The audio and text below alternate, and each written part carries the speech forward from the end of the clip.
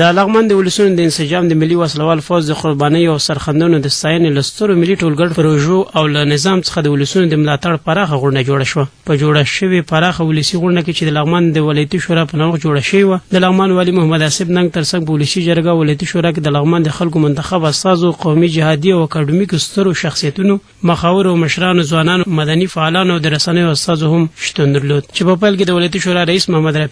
په خپل خبرو کې د ملي وسلوال فوز د قربانیو سرښندنو د ستاینې او د ولسونو په اساسي هغوی ته د اړخیز ډاډ ترڅنګ د ملي والي حکومت په ځانګړې توګه د ولسمشر له لوري د سترو ملي برنامو او پروژو د تطبیق په اړه د هغه د هڅو او تلاشونو قدرداني وکړه او خپل پراخ ملاتړ اعلان کړ. ورپسې د علماو شورا رئیس مولوي عبیدالله کوزي، قومي او جهادي مشر او د پروان امنیه قومندان حاجي محمد زمان مموزي، د ولسمشرۍ ماڼۍ سلاکار عبدالهادي وحیدي، په ولسي جرګه کې د لغمان د خلکو استازي زفنون صافي، د کابل پوهنتون استاد پوهاند محمد اسماعیل یون، قومي مخور حاجي شامرد خان، حاجي نور محمد خان، معلم اسدالله عبدالرحمن مموزي او په لغمان کې د ختیځو ولایتونو د ټولنیز شورا مشر ډاکټر همایون بیا په خپل خبرو کې د ننګرهار د حج اوقافو پر رئیس جاهد علي مولوي عبدالظاهر حقانی د تیر ورځې تروریستي برید چې لامل یې نوموړی په شهادت ورسید په کلکه وغنده او په ولسونو یې غو کړ چې د روان ناخوالو د له منځه وړلو په موخه یو موټی شي او په ګډه ورته د حل لار عمومي. دوی د ملي والي حکومت او په خاص توګه د ولسمشر تلاشونه د روښانه راتلونکي او د آباد افغانستان لپاره اغیزمن په ګوته کړل او په ولسونو یې غو کړ چې د خپل نظام له